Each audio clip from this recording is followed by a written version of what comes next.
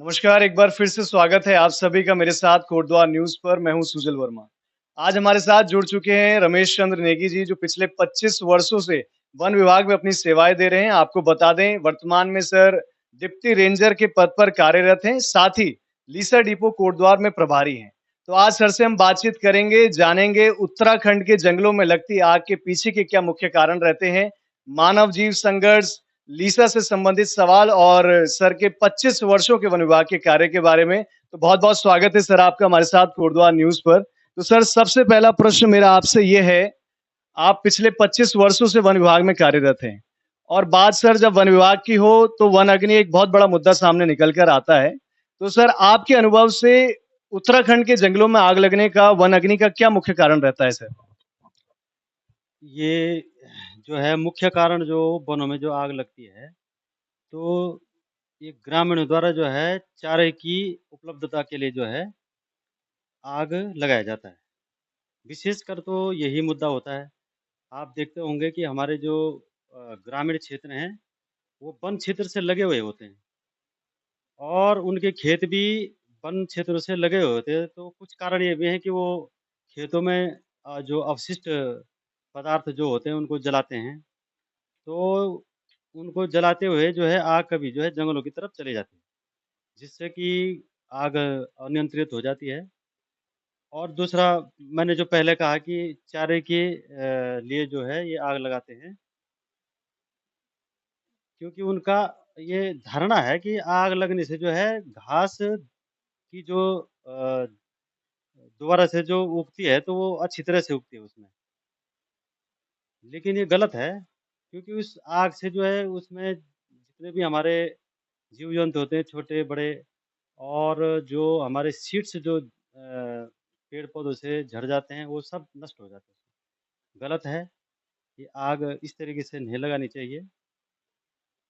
और सर जैसे कि हम जानते हैं कि उत्तराखंड के जंगलों में लीसा भी एक काफ़ी मात्रा में इसका उत्पादन होता है, तो लीसा की क्या भूमिका रहती है वन अग्नि में? देखिए, लीसा जो है विशेषकर यहाँ पर जो है चीड़ के पेड़ों से निकाला जाता है। चीड़ के पेड़ यहाँ पर काफ़ी हैं और उनसे जो उनकी जो पत्तियाँ गिरती हैं, तो वो आग के लिए बेहद संवेदनशील होते हैं, एकदम से आग पकड़ते हैं। तो उनको जो है हमें टाइमली सफाई करनी होती है। फायर सीज़न से पहले-पहले ये प्रोसेस होता है हमारे यहाँ। तो उनको हम जो है जो भी संसाधन होते हैं हमारे पास, उनसे साफ-सफाई करके और कंट्रोल बर्निंग मतलब उनको जलाया जाता है, मतलब एक नियंत्रित दहन किया जाता है। उसमें हमारे सारे कर्मचारी होते हैं। तो इसलिए जो फायर सीज़न आते-आते जो है वो अच्छी अच्छी स्थिति में होते हैं जंगल। पिरूल जो उसके चीड़ के पत्ते होते हैं, उनको हम पहले ही जो है उनका निस्तारण कर लेते हैं। देखिए सर, वन अग्नि का अगर बात हो रही है, तो मैं आपसे ये भी जानना चाहूँगा और आप हमारे दर्शकों को ये भी बताएँ कि आपके अनुभव से वन अग्नि पर काबू पाने के लिए अलग-अलग एक्शन लिए जाते हैं, लेकिन आपके अनुभव से सबसे कारगर उपाय क्या है कि वन अग्नि को ऑन द स्पॉट अगर आपको रोकना हो या किस तरीके का प्रोसेस रहता है उस टाइम?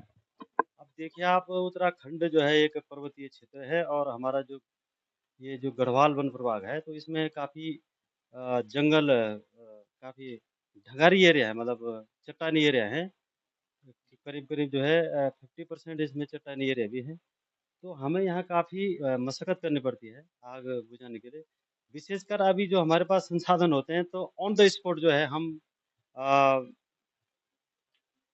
किसी इधर पेड़ के जो टहनियाँ होते हैं, उससे या अगर रोड साइड में है तो पानी-वानी की व्यवस्था करके शुरू में जो प्राथमिकता है हम इसी संसाधनों से उनको कंट्रोल करते हैं आग को।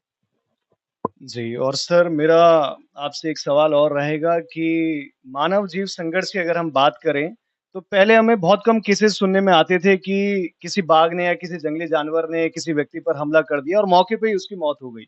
लेकिन अगर अभी के सिनेरियो की वर्तमान की अगर हम बात करें, तो केसेज़ जो ये इन घटनाओं की संख्या है वो लगातार बढ़ती जा रही है। इसके पीछे क्या मुख्य कारण है सर और आप किस तरीके से इस चीज़ को देखते हैं? मुख्य कारण इसमें जो है, अभी आप ये देख सकते हैं कि जो विकास कार्य हो रहे हैं, तो उसके लिए हमारे भूमि जो है अधिग्रहित हो रही है, वन भूमि कम हो रही है। तो हमारे जो वन्य जीव हैं, इनके लिए जो इनके प्राकृतिक वास हैं, वो कम हो रहे हैं।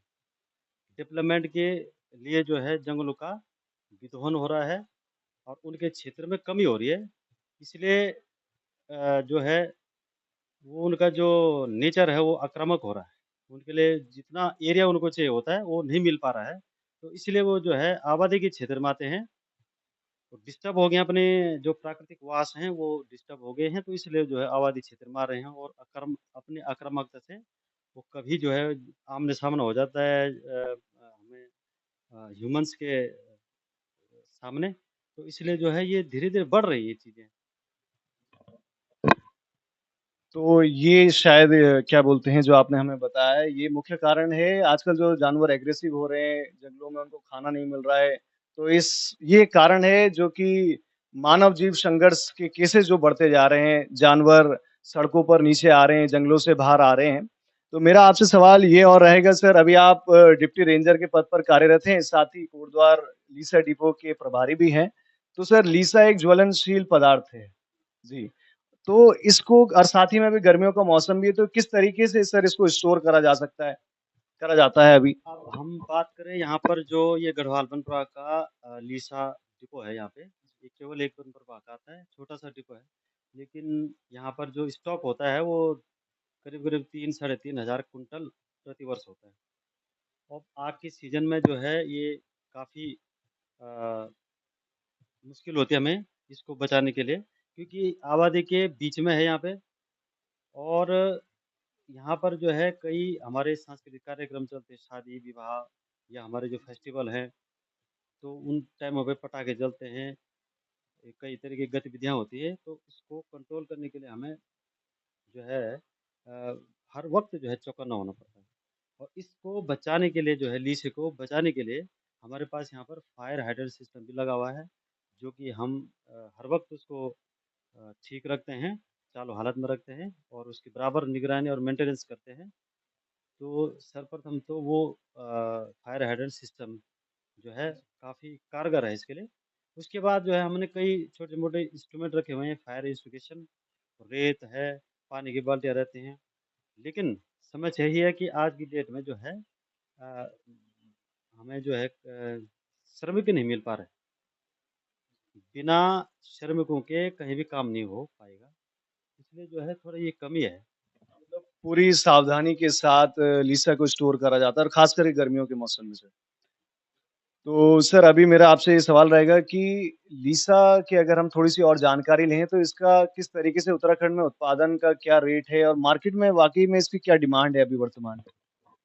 लीसा एक जो है उत्तराखंड में एक बहुत ही महत्वपूर्ण पदार्थ है रेवेन्यू के लिए, जो कि वन विभाग इसको देता है। डिमांड बहुत है इसकी पूरे देश में, लेकिन अब ये धीरे-धीरे कम हो रहा है इसका प्रोडक्शन, क्योंकि जंगल अब कम हो रहे हैं। अभी 20-30 साल पहले से जो है हमारी जो सामाजिक संस्थाएँ हैं या जो वनविद हैं, ये लोग जो है चीड़ को पसंद नहीं कर रहे हैं, क्योंकि वो फायर के लिए और पानी की जो अ, हमारी स्टोर होते हैं उसको एब्ज़ॉर्ब करता है। तो इसलिए जो है वनविद और जो सामाजिक संस्थाएँ हैं वो इसको जो है कम करना चाह रहे हैं। तो 20-30 साल हो गए हैं ये चीड़ का जो जंगल है, इसकी अब नई जनरेशन नहीं पैदा करे। इसकी नर्सरियाँ बंद हो चुकी हैं। अभी धीरे-धीरे जो है पेड़ पुराने हो चुके हैं। अब नई जनरेशन नहीं होने के कारण जो है इसका प्रोडक्शन कम हो रहा है दिन प्रतिदिन परस्पर।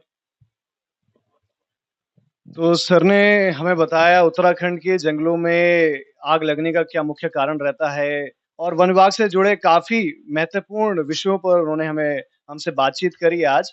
तो बहुत-बहुत धन्यवाद सर आपका हमारे दर्शकों को एक नई जानकारी देने के लिए और अपना कीमती समय हमें देने के लिए। बहुत-बहुत धन्यवाद।